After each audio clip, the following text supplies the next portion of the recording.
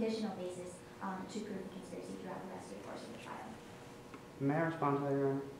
Yes, you can. What it's saying is that you as the judges have to believe that the evidence that's shown at this point in time, you believe that by beyond or preponderance of the evidence, the evidence that you have saw today shows that Cameron Poole is Whit Bowman's co-conspirator. If that evidence hasn't been met at that point in time, this information is still hearsay because she hasn't met that exception. Your Honor, I believe opposing counsel misunderstands State v. Owens. State v. Owens provides that we are allowed to admit this evidence conditionally, as long as throughout the rest of the trial we do establish that preponderance of the evidence for conspiracy. So under Rule 104, Is State versus Owens in here? Yes, I believe it's case law. I believe it's on this.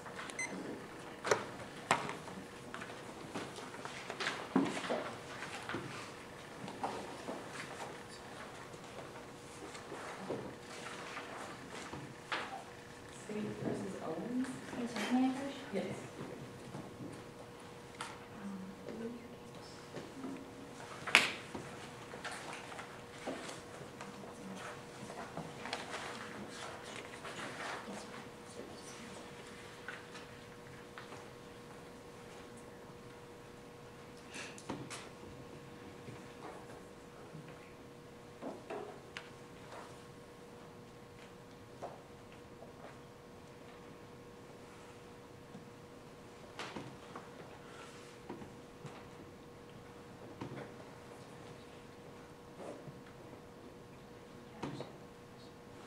I'm going to have to overrule your objection defense because State versus Owens says that the standard required for admission of evidence is unrelated to the burden of proof on the substantive issues.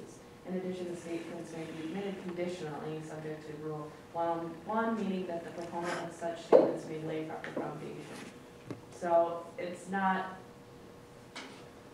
the substantive issues will be decided whether or not there's a conspiracy at the end of the trial, but for purposes of her argument, she can allow that.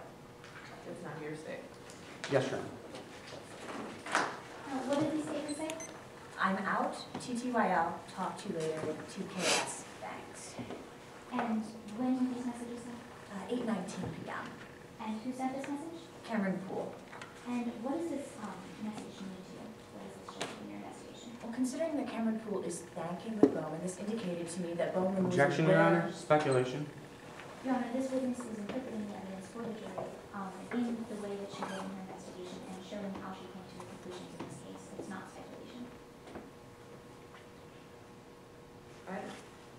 Can you repeat the question that you asked her? I believe I asked how you interpret this statement. I interpreted, considering that Cameron Poole was thanking with Bowman, that Bowman was aware of I Cameron Poole's think wrong. I agree with the defense attorney that the objection should be sustained. That is speculation. Move to strike, Your Honor. Granted. Now, what happened to the Bowman after all this work? Considering the evidence that I had gathered in the course of my investigation, Bowman was arrested and charged with robbery in the first degree and theft by deception. No further questions, Your Honor. I would just ask to attend this evidence to the bench. You may.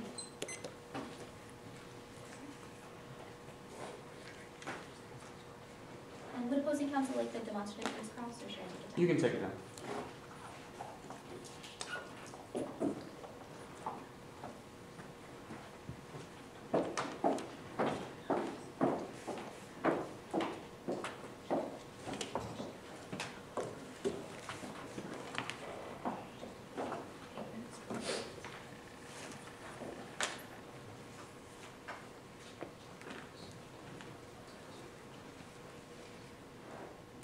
Can you ask me a question? Yes, Your Honor. Who's green? That would be me, Your Honor. No, I mean, Oh, who's declarated to the statements in green, Your Honor? That would be the defendant, Whit Bowman, as it was her cell phone that was this. this is one. My name is Terrence Green, Your Honor.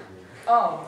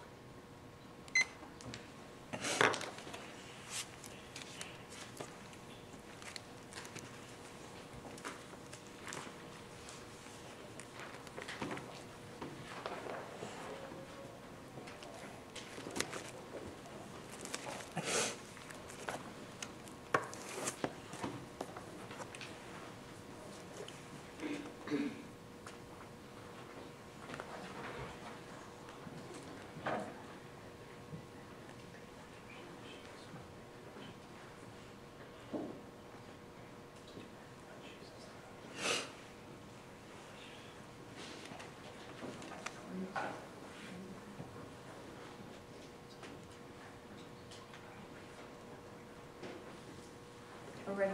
Yes, Your Honor.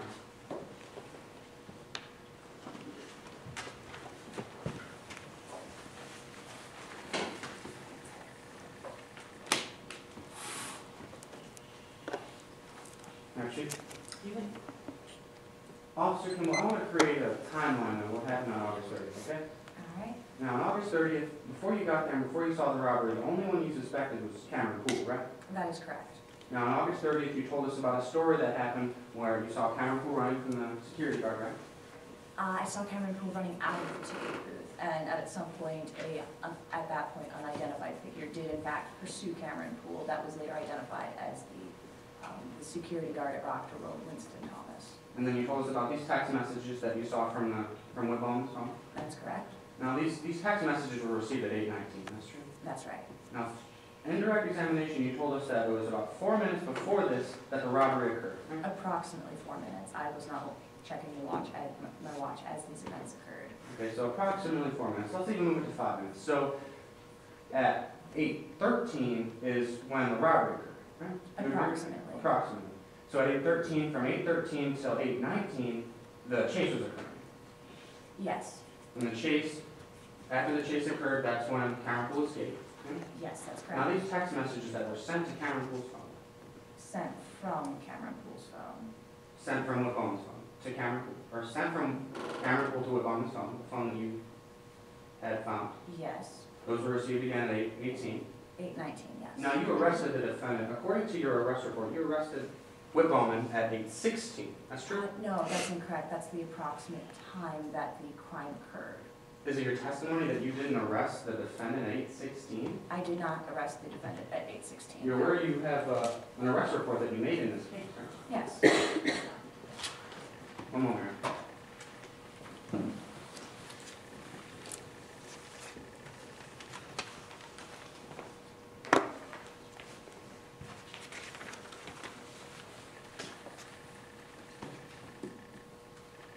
Now, may I have your question?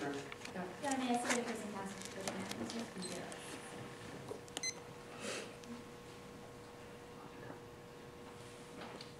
May I have your question? This document that I handed you is the arrest report you created for this case. Yes, that's correct. It's a fair and accurate copy. Other than the sticky note, yes. May I see the document?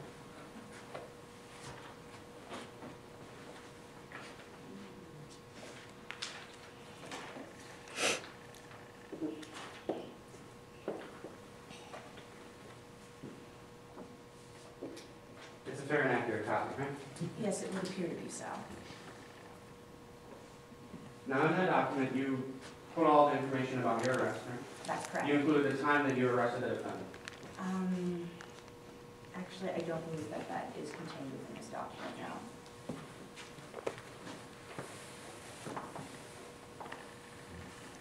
I want to direct your attention to the first page. Yes. On the top of the page, it says time, right? Are you referring to the specific line of let's see, the fourth line where it says occurred, date, day of week, time? Yes. All right, yes, I'd say that it occurs at 1600 hours. That would be 8:16 p.m. That is the time that the crime occurred.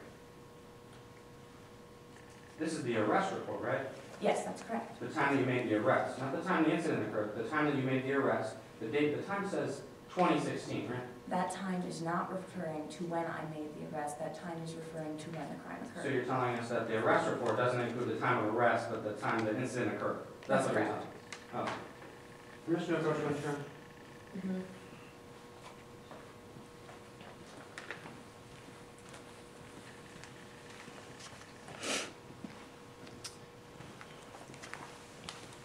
Now, officer, I want to talk about a few of the conclusions you came to in this case, okay? All right, You concluded that Whit Bowman aided Cameron Poole in stealing money from the company, right? that's correct. You concluded that by interviewing several witnesses. Mm-hmm. Now, these people that you interviewed, they were the employees of Rockville. Yes, most of them were employees at Rockville Road. People that witnessed the event. That's correct. So before August 30th, as you mentioned, the only person that you thought had been stealing money was Cameron Poole. That is correct. So between the time the robbery occurred and between the time that Cameron Poole escaped, then after that you interviewed the witnesses, right? That is correct. After you interviewed the witnesses, you concluded that Whit Bowman was connected. Yes, based on the evidence that I got from the various interviews that I made, I saw evidence that indicated that Bowman had been working together with Poole to carry out the scheme. Now I want to talk about that. So the evidence that you relied on was the people that you interviewed, right? That's correct. And then what you saw.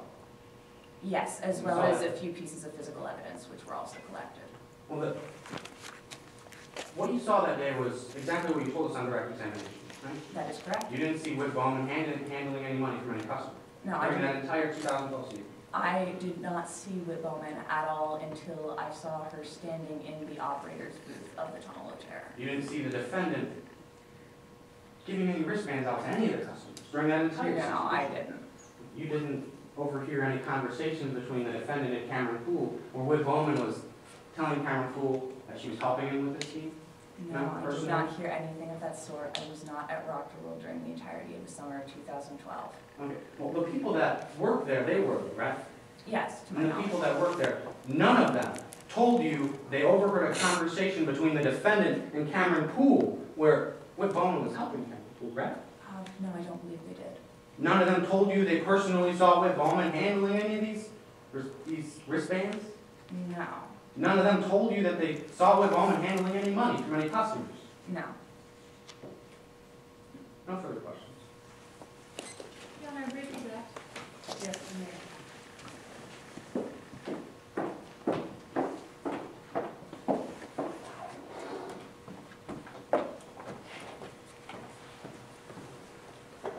Detective Kimball, could you explain to us the protocol for recording times on arrest reports? I guess, see, the thing is, when the date and time that are on the arrest report are the approximate date and time of when the crime occurred. It's not referring to when the arrest was made. And what evidence did you rely on before you made the arrest of the Bowman? The arrest of Whit Bowman, let's see, there would have been the text messages, which I just accessed on the defendant's cell phone, the content of the interviews that I had just made, and the circumstantial evidence of Bowman being at the Tunnel of Terror when she shouldn't have been there. No further questions, Your Honor.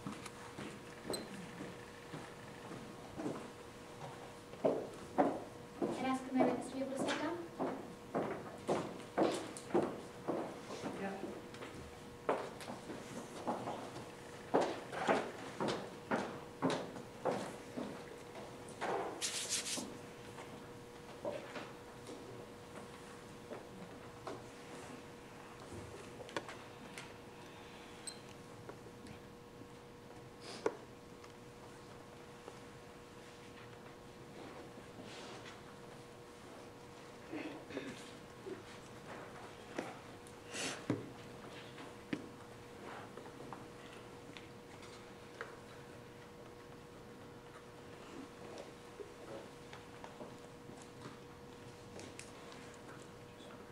Does anyone have any paper, like extra paper? How many sheets do you? Like two? Yes. Oh, okay. You sure? Yeah.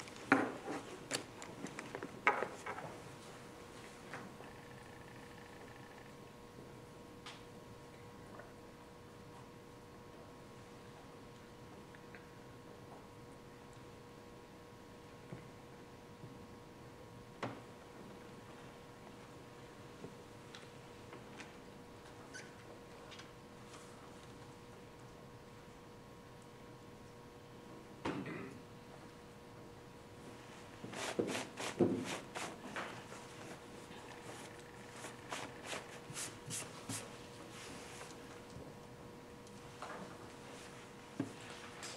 this time, the state calls Rory Shelton to the stand.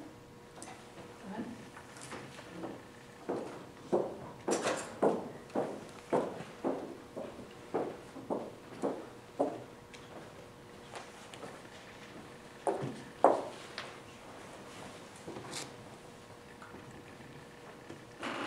My name is Bailey Arlington, I represent the people of the Midlands. May I proceed? You may. Good morning, Ms. Shelton. Please introduce yourself to the court, spelling your last name for the record. My name is Rory Shelton, S-H-E-L-T-O-N. Ms. Shelton, where are you employed? I work at Rock the World. I am the spirit guardian of the amusement park. And what is your official role at Rockville, Ms. Shelton? Well, as a spirit guardian, I spread an atmosphere of peace to the children by taking pictures with them, and also to the World Tour holders by taking pictures with them as well. And Ms. Shelton, do you have experience as a mascot?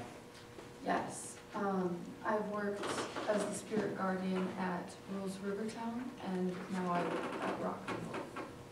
Ms. Shelton, are you acquainted with the defendant in today's case, Whit Bowman? Yes, Whit Bowman and I work together at Rules Rivertown, and we also work together now at Rock the World. And Ms. Shelton, are you also acquainted with Cameron Poole? Yes, Cameron Poole worked with Whit Bowman and I at Rules Rivertown and at Rock the World now. Ms. Shelton, what do you remember about working with the defendant at Rules Rivertown? Objection, Your Honor. Relevance? I think that's overruled. I think it's relevant. In that case, Ms. Shelton, please continue. What do you remember about working with the defendant? I remember that she had a reputation for being a very kind person, and I saw that, but I also saw something that made me question that a bit. And what specifically led you to question this? Well, I saw Whit Bowman working the ring toss stand at Rules Rivertown, and I saw that she would. Objection, Your Honor, to improper character evidence. And what's the rule you're citing to? That would be Rule 602, 608B. And what does the rule say? Rule states that, except for criminal conviction under Rule 609, extrinsic evidence is not admissible to prove specific instances of a witness's conduct in order to attack or support the witness's character for truthfulness. Okay, objection, sustained. Your Honor, if I may. Yeah, you may. Thank you. Before I make something, I'm I sorry. appreciate it. Your Honor, in this case, the prosecution is not offering this testimony to confirm the defendant's character for truthfulness or untruthfulness. And I believe that, in fact, this objection is irrelevant in this case. What are you offering it for? If I may proffer, Your Honor? Pardon? If I may offer a preview of the testimony we are going to hear from this witness to explain why we're offering it. In fact, as Ms. Shelton will share today in court, the defendant carried out a similar skimming scheme to encourage customers to keep coming to her booth and slipping out money and prizes in an unethical manner. So then you are, But if I may, this is not character evidence in any sense for truthfulness, untruthfulness, or otherwise. In fact, that Rule 404B, and the rules of evidence cites that we may use crimes, wrongs, as in this case, or other acts, to confirm that this witness had the intent to carry out such a scheme, a skimming scheme to steal from an employer in this manner, underhandedly. It can also be proved to mention the lack of a mistake in carrying out this kind of a skimming scheme that occurred at Rules Rivertown. In fact, this is based on Rule 404D2, and the rules of evidence can be offered today here in court. Your Honor, may I respond? yes. If you look at Rule 404A1, the prohibited uses is evidence of a person's character or character trait is not admissible to prove that on a particular occasion the person acted in accordance with that character trait. Counsel, would you approach and help us find this? Sir.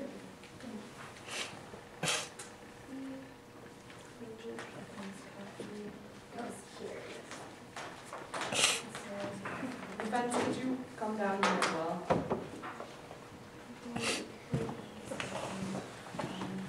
You're pointing to, where are you pointing to? Opposing counsel has recited the beginning rule, but I've been looking at provision B2.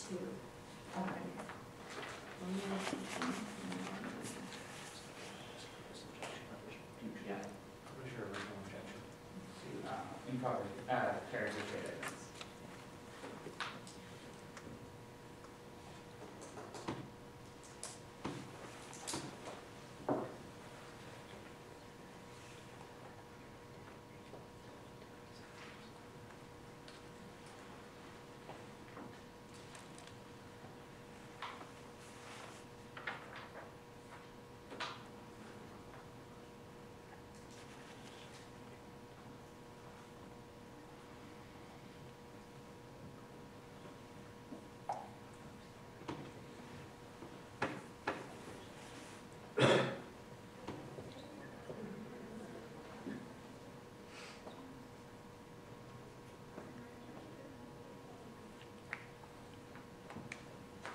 Do you plan to offer evidence of the defendant's traits No, or reputation? I don't know. But that's, If I could call your attention to the character evidence sheet that sits beside you to the left, that has been signed by both parties. Yes, that sheet. And it lists that the prosecution intends to use provision 404B2 to address into history of the defendant. Okay, well then, in that case then, Mayor Swan. yes. Again, still, she's using this for the truth of the matter, so. And then I would assert that we're not using this to assert. I don't agree. I don't agree that it's being shown to show the conformity therewith, but the only issue I have is this a crime you're talking about that she previously committed?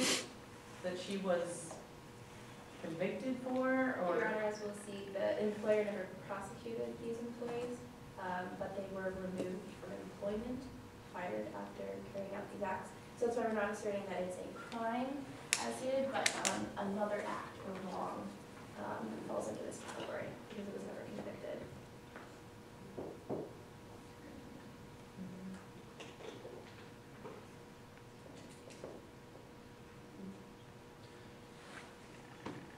Can you give me this slide?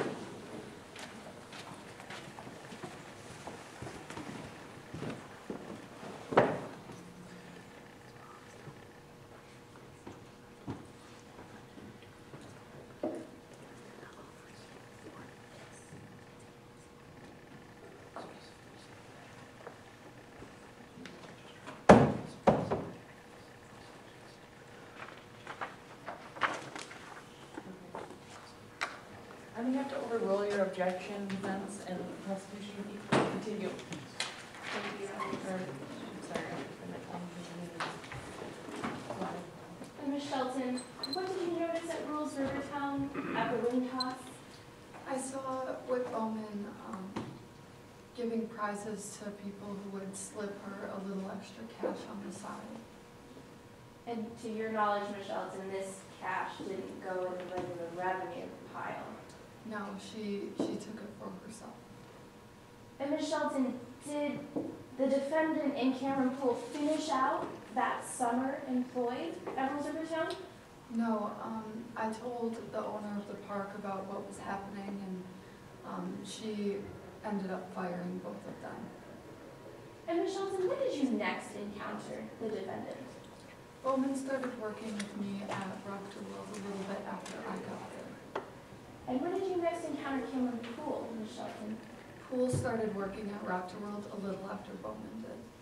Was that in the summer of 2012, Ms. Shelton? Yes, it was. And Ms. Shelton, During the summer of 2012, did you notice Cameron Poole and Whit Bowman spending time together? Yes, I remember Bowman and I had been forming a good relationship before Poole got there, and then Poole came, and it was just like at Rules River Town, they were talking by themselves quietly, and yes, I saw them meet behind the ticket booth on more than one occasion. Did you overhear anything specific, Ms. Shelton? Yes, there was one day I was meditating behind the ticket booth, and I came down out of my trance because I heard a dispute going on beside me, and it was Bowman and Poole, and Bowman was telling Poole that she was almost out of her version of the World Tour bracelets, and she was expecting another shipment soon, and Poole got angry and said, "You're supposed to have a plan for everything." Ms. Shelton, did these types of interactions continue throughout the rest of the summer? Yes, another time in a locker room, I heard Bowman and Poole talking, and Bowman asked Poole if he had a knife, and Poole said he didn't, and Bowman said, "I'll get you one, you might need it for a job." Ms. Shelton, were you present at Walker World on the day of the robbery? Yes, I was there. I was working as the Rock Director, and I had taken a break and gone over to the Tunnel of Terror to ride the ride, and I saw Poole and Bowman in the operating booth, and Bowman handed Poole a knife and said, "You should teach Longstreet a lesson." Ms. Shelton, were you anywhere in the vicinity when the robbery actually took place later that day? Yes, after I was at the Tunnel of Terror, I walked back toward the front of the park where the ticket booth is, and I saw Poole burst out of the ticket booth with a bag in one hand and the knife that Bowman had given him in the other, and he ran towards the Tunnel of Terror. Did you follow this ensuing chase, Ms. Shelton? Yes, I followed, and when I got to the ride, everything was black. And Ms. Shelton, what did you notice when the lights came on? I saw Bowman, and she had her hands covering her face, and she seemed like she was upset that Officer Thomas had been hurt, but her aura was yellow, and it just, things didn't match Objection, up. Your Honor, to relevance. I'm going to sustain. Certainly. May I move to strike? Yes. That will be stricken. Ms. Shelton, you saw the defendant as the lights came on in the Tunnel of Terror? Yes, and she looked upset, but having heard before that she handed Poole a knife and said, "You should teach Longstreet a lesson," things just didn't match up to me. No further questions at this time, Your Honor.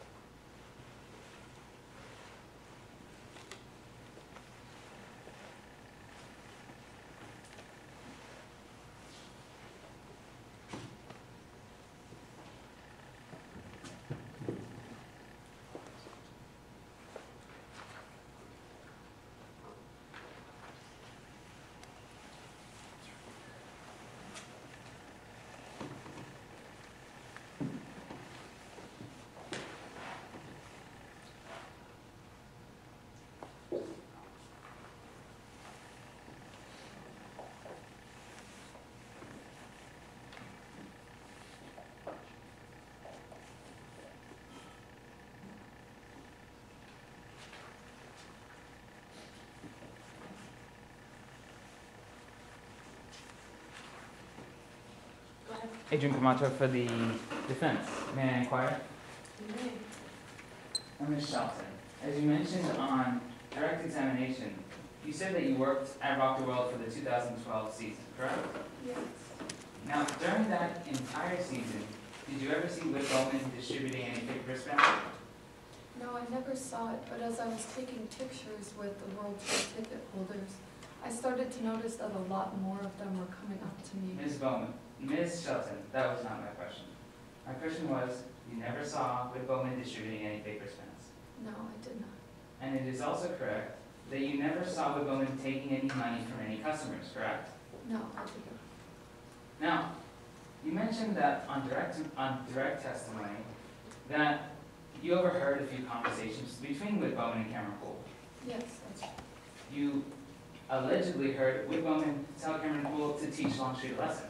Yes, I did. You allegedly heard Whit Bowman tell Cameron Poole that it would serve Longstreet right, correct? Yes, that was when he handed the knife over. You allegedly heard Whit Bowman give Cameron Poole a knife, correct? Yes. I saw And on direct testimony, you said that you saw Cameron Poole running from the ticket booth with Whit Bowman's knife, correct? Yes, that's true. You're familiar with the police report that Officer Kimball filed, correct? Only the parts that I spoke about, yes. And opposing counsel has reviewed this with you, correct? Yes, they You agree to all the statements in that report, correct? Yes, I said them. However, in that police report that was done the day of the incident in which you were present, you never told Officer Kimball about hearing any of those statements, correct? My mind was scattered. It was a very trying day. So that's a yes to my question, correct? Yes. And you also can't be sure that you even saw Cameron Poole with what was allegedly a knife, correct? On which instance? At the August time 30th, of the- after the robbery, during the robbery. You said you saw Cameron Poole running with Whit's knife, but you cannot be sure that it was even a knife, correct? He was far away, but I was pretty sure it was a knife. Thank you. I have no further questions at this time.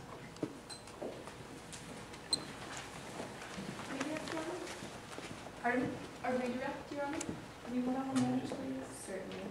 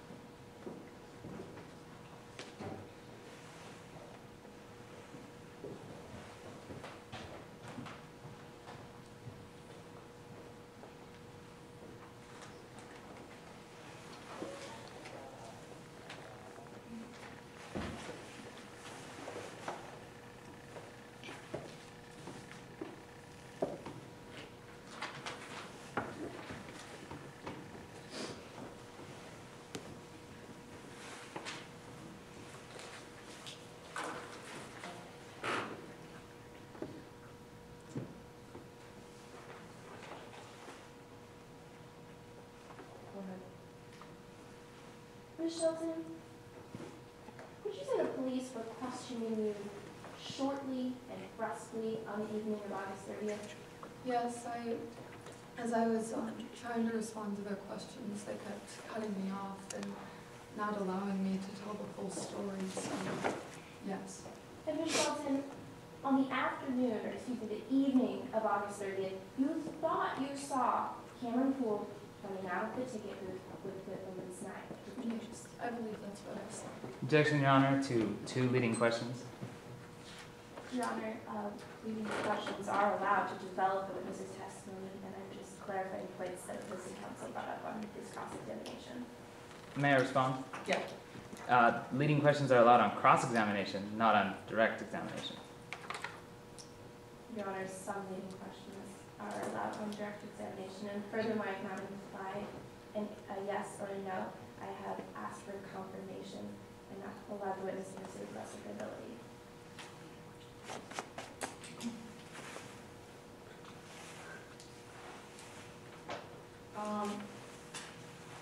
What rule of evidence are you pointing to, defense counsel? Your Honor, 611C is the provision that I've been referencing.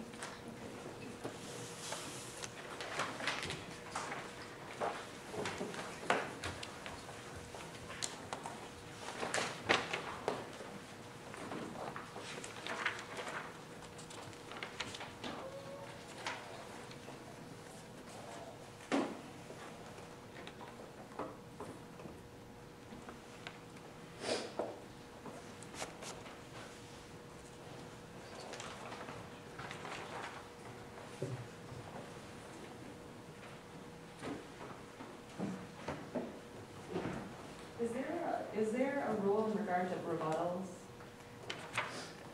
I don't that believe you know of? there's any differentiation between a rebuttal examination and the primary direct examination. Your Honor, may I respond? Yes, you may. Again, the rule states that this is allowed on cross-examination, which this is not, this is a redirect, and if the party calls a hostile witness, and the party has not determined that Rory Shelton is a hostile witness. I'd have to agree with defense counsel. You were asking some leading questions that led to a yes or no answer on your redirect, and he's clarified that for me because I was unsure whether or not the rebuttal questioning could be leading. So I'm going to have to sustain his objection. Permission to, Please rephrase the question. may I move to strike? Yes, you can, and please rephrase the question. Yes, Your Honor. Ms. Shelton, what did you think you saw Cameron Poole carrying when he ran out of the ticket booth? I thought it was a knife, the knife that Whit Bowman had given him. No further questions, Your Honor. Thank you.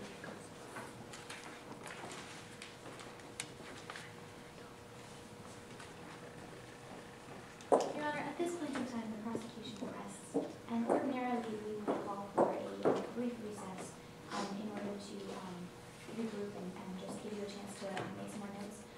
But as all lost time has been posted to as 12:30, we're going to need to actually speed things up in the trial.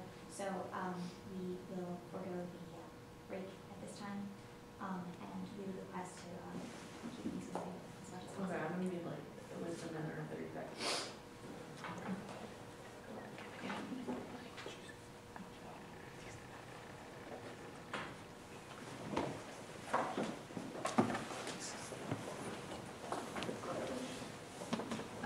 Judges would like a moment to collect themselves.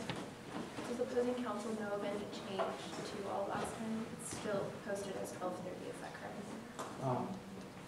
I was not aware of the exact time that all of us was, but since we did start on time at 9:30, round and trial is supposed to be 3 hours. Certainly. So it should be at 12:30.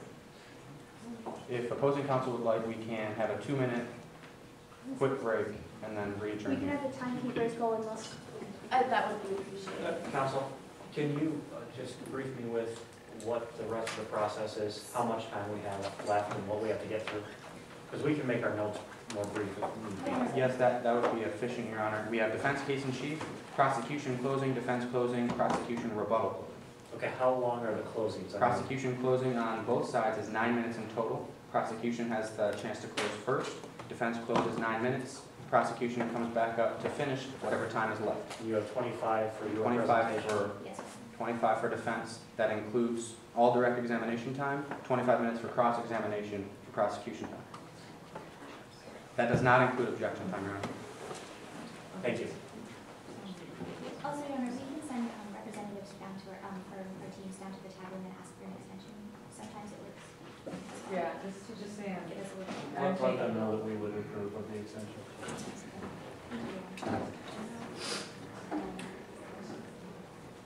Your Honor, how much time would you prefer? We are ready to go right now. You're ready right now? Yep. So once our timekeepers come back, we'll start immediately. Okay. We can have a timekeeper fill in at the moment if you have another representative who could do the same. It's up to you. We just wanted to offer the idea.